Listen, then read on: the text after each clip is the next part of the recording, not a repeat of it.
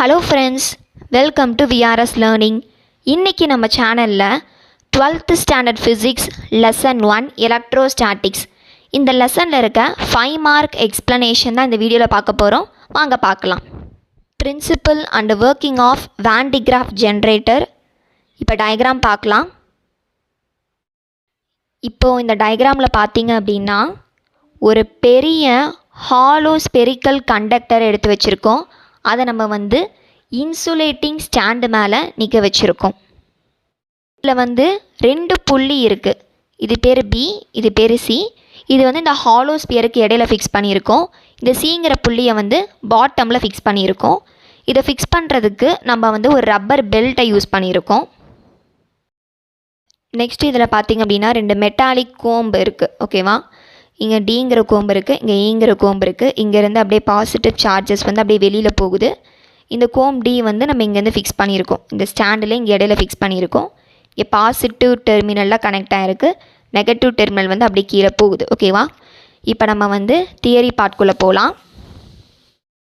Theory பார்ட்டில் என்ன கொடுத்துருக்காங்க அப்படின்னா, இந்த year 1929 Robert Van de Graaff designed a machine which produces a large amount of electrostatic potential difference up to several million volts, 10 power 7 volt. This Van de Graaff generator works on the principle of electrostatic induction and action at points. இந்த பேரால என்ன சொல்கிறாங்க அப்படின்னா 1929 அந்த இயரில் Robert Van de graph அப்படின்னு ஒருத்தர் ஒரு மிஷினை டிசைன் பண்ணுறாரு. அவர் டிசைன் பண்ணனால அந்த மிஷினுக்கு வான் டி கிராஃப் ஜென்ரேட்டர்னே பேர் வச்சிட்டாரு. அந்த மிஷின் என்ன பண்ணும் அப்படின்னா லார்ஜ் அமௌண்ட் ஆஃப் ஒரு பெரிய அளவில் எலக்ட்ரோஸ்டாட்டிக் பொட்டன்ஷியல் டிஃப்ரென்ஸை ப்ரொடியூஸ் பண்ணுது. அது எந்த அளவுக்கு இருக்கும் அப்படின்னா மில்லியன் வோல்ட், 10 power 7 வோல்ட். நம்ம நார்மலாக பார்த்தோம் அப்படின்னா 1 crore அளவுக்கு வருது. ஓகேவா, அந்த அளவுக்கு வோல்டேஜை இது ப்ரொடியூஸ் பண்ணுது அப்படின்னு சொல்கிறாங்க. This Van de Graaff generator, இந்த வான் டி கிராஃப் ஜென்ரேட்டர் எந்த கொள்கையை பேஸ் பண்ணி ஒர்க் பண்ணுது அப்படின்னா எலக்ட்ரோஸ்டாட்டிக் இண்டக்ஷனை பேஸ் பண்ணியும் ஆக்ஷன் அட் பாயிண்ட்ஸை பேஸ் பண்ணியும் தான் ஒர்க் பண்ணுது அப்படின்னு சொல்கிறாங்க.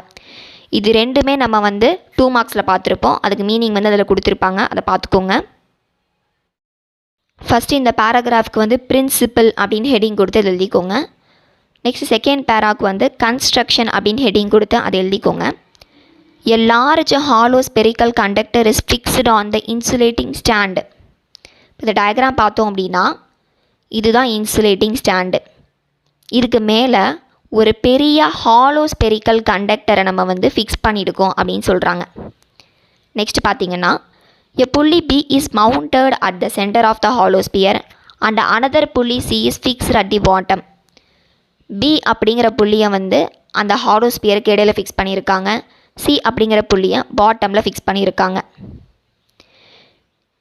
A belt made up of insulating materials like silk or rubber runs over both pulleys. இந்த 2 புள்ளிக்கு இடையில ஒரு பெல்ட் ஓடிட்டுருக்கு. அதாவது அந்த பெல்ட் இன்சுலேட்டிங் மெட்டீரியல் மூலிமா தயாரிச்சிருக்காங்க. சில்காக இருக்கலாம், இல்லை ரப்பராக இருக்கலாம் அப்படின்னு சொல்கிறாங்க. ஏன் இன்சுலேட்டிங் மெட்டீரியல் அப்படின்னா அதில் எலக்ட்ரிசிட்டி பட்டாலும் அது கண்டக்ட் பண்ணாது. ஓகேவா, அதுக்காக தான் நம்ம இன்சுலேட்டிங் மெட்டீரியலை யூஸ் பண்ணியிருக்கோம். The pulley C is driven continuously by the electric motor. Electric motor மூலிமா இந்த சிங்கிற புள்ளி கண்டினியூஸாக ஓடிட்டே இருக்கும் அப்படின்னு சொல்கிறாங்க. 2 comb shaped metallic conductors E and D are fixed near the pulleys. 2 comb ஷேப்பில் இருக்க மெட்டாலிக் கண்டக்டர்ஸ், இங்கே இருக்கிறது D, இங்கே இருக்கிறது E, இது ரெண்டுமே என்ன பண்ணுறோம் புள்ளி பக்கத்தில் கனெக்ட் பண்ணியிருக்கோம் அப்படின்னு சொல்கிறாங்க. The comb D is maintained at a positive potential of 10 power 4 volt by a power supply. The upper comb E is connected to the inner side of the hollow metal sphere.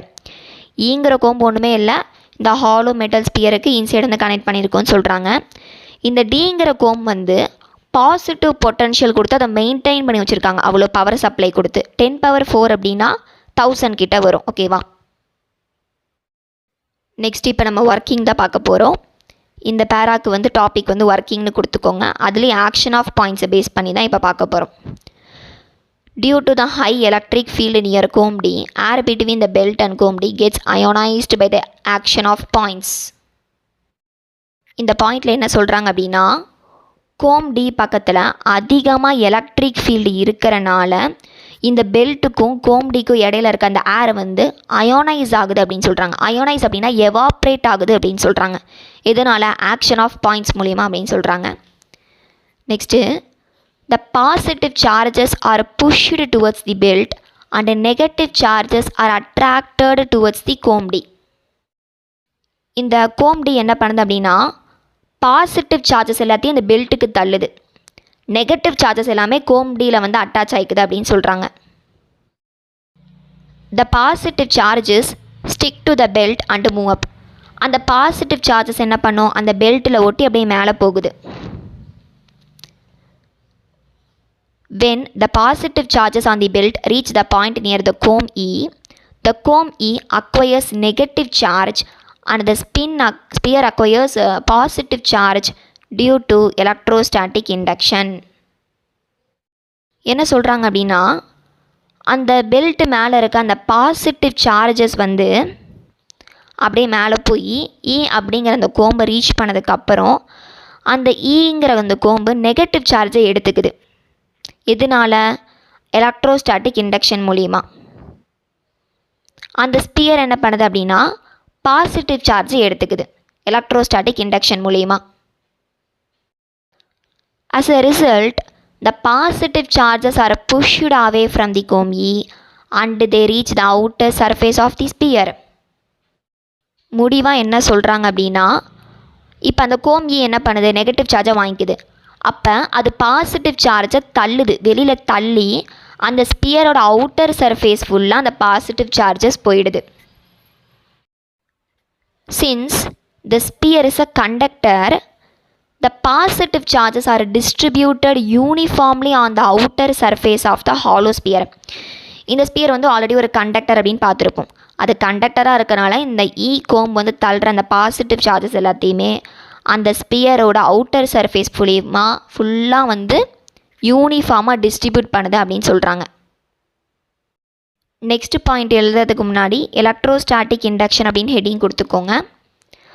At the same time the negative charges nullify the positive charges in the belt due to corona discharge before it passes over the புள்ளி.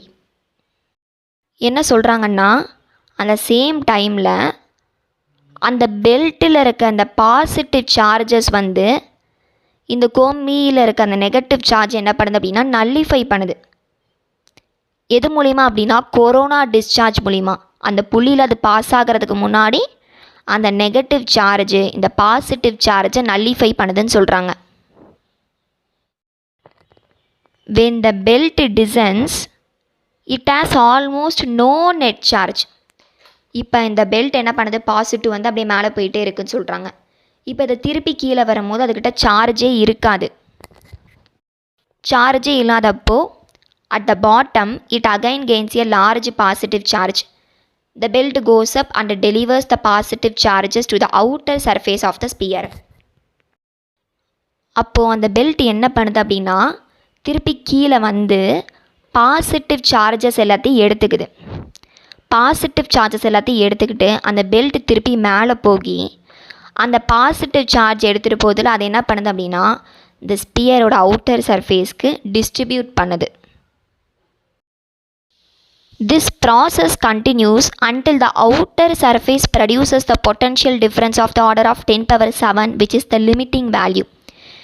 இந்த process வந்து தொடர்ந்துகிட்டே இருக்கும். எப்போ வந்து stop ஆகும் அப்படின்னா இந்த ஸ்பெரிக்கல் சர்ஃபேஸ் இருக்குது பார்த்தீங்களா, இதுக்கு அவுட்டரில் வந்து பாசிட்டிவ் சார்ஜஸ் போயிட்டே இருக்குது.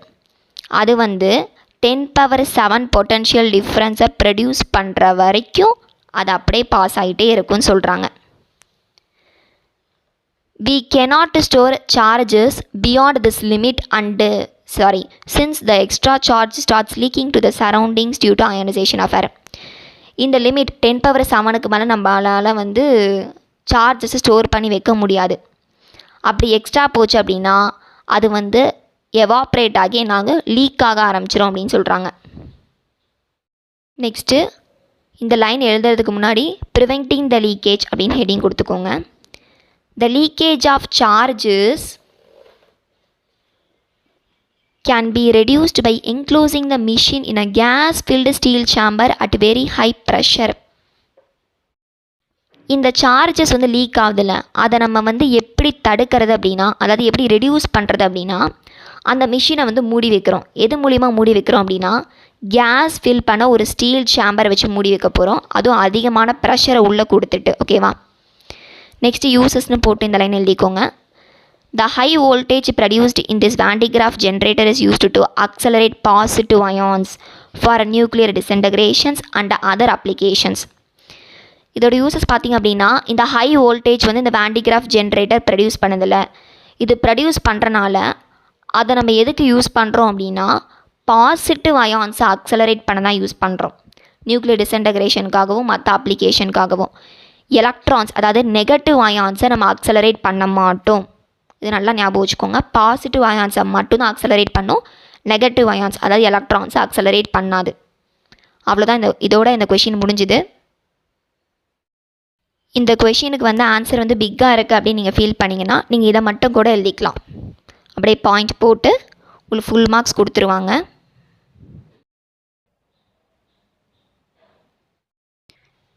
இது வரைக்கும் மார்க் பண்ணிக்கோங்க. அவ்வளோதான். இந்த வீடியோவில் Van de Graaff ஜென்ரேட்டர் இந்த கொஷினோட எக்ஸ்ப்ளனேஷன் ஃபுல்லாக பார்த்துருப்போம். நெக்ஸ்ட் வீடியோலேருந்து லெசன் 2ல் இருக்க கொஷின்ஸோட எக்ஸ்ப்ளனேஷன் பார்க்கலாம். இந்த வீடியோ உங்களுக்கு பிடிச்சிருக்கும் நம்புகிறேன். கண்டிப்பாக உங்கள் ஃப்ரெண்ட்ஸ்க்கும் ஷேர் பண்ணுங்கள். அவங்களுக்கும் யூஸ்ஃபுல்லாக இருக்கும். தேங்க்ஸ் ஃபார் வாட்சிங்.